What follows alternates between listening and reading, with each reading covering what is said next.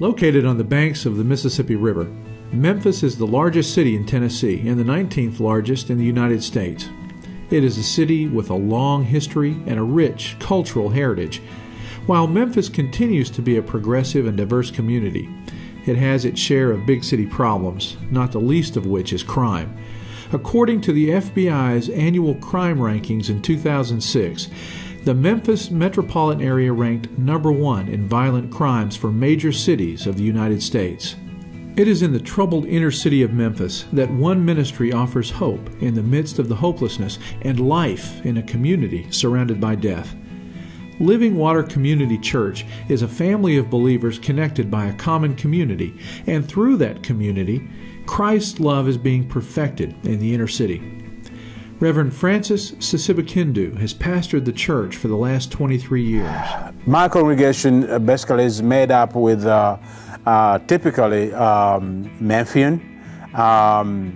We have, from time to time, we have some Africans, first-generation Africans who come through, but for the most part, local people who have grown up in this city.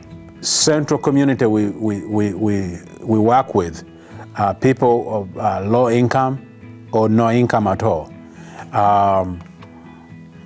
So we have to really meet a lot of needs. There's a lot of people who can't afford the basic things in life. Various backgrounds. We have people who have been fighting with drugs, alcohol, different kind of issues. But you know, God has put us right in the midst of all these people, and we try to minister to them the best way. Living Water is passionately sharing the gospel with their community through words and service. We go out in the community. We go house to house, street to street, and try to share with the people. We do a lot of children's outreach programs because we feel like that's one way to reach the families. Because some families, people are, you know, on drugs, or they're drinking, and kids are left alone, and so the way to show them a difference in life is to come from outside of the family, and so we feel like we are there to step in and to fill in the gap. The ministry to the children of the community is one of Living Water's greatest successes. Francis speaks of one young lady whose life was perfected by the love of Christ through the outreach of Living Water. The Lord allowed us to touch that life and to really make a difference in her life, and I bet her future is going to be much brighter than her childhood was. Brighter futures for this life, as well as the life to come, are the legacy of this ministry. Tamika Elsie is one such future. Hear about or learn about Living Water Community Church when I was about 12 years old. Reverend Francis Sisibakindu was doing youth ministry in Hyde Park, where I grew up at, and he would come around in the neighborhood and speak to different young people, and I was actually curious about why this big yellow bus was coming into our neighborhood. It's here at Living Water is where I got my foundation. Just to even know who Christ was, it was strictly through the youth ministry and Reverend Francis. From 12 years old, coming from a single mom or a single parent home, it was very difficult for our mom to raise all 7 of us. So when Living Water Ministry came into our home, it came into our life. It was my life rather. It was right on time. It was when my mom needed the greatest help. And it kind of changed the course of the way my life has gone.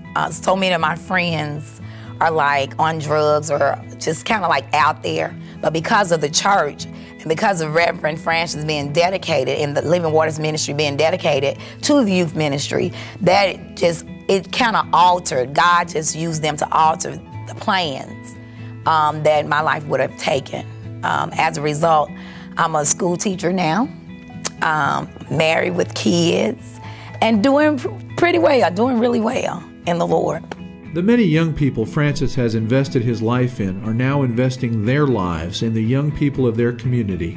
The greatest burden that I have for this community is to see a lost youth come to know the Lord.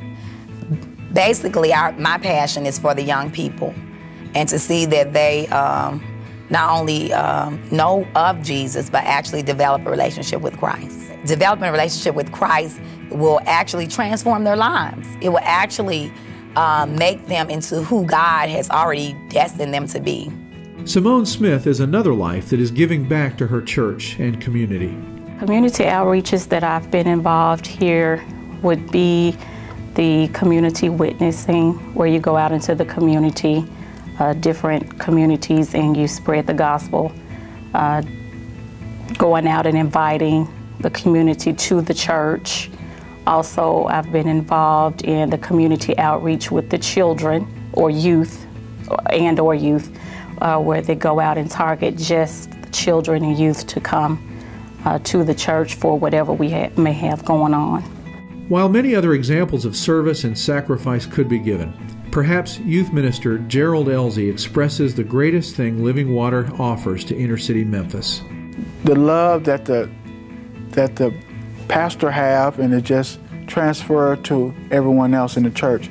We have a real special love for people, and especially those that don't know the Lord.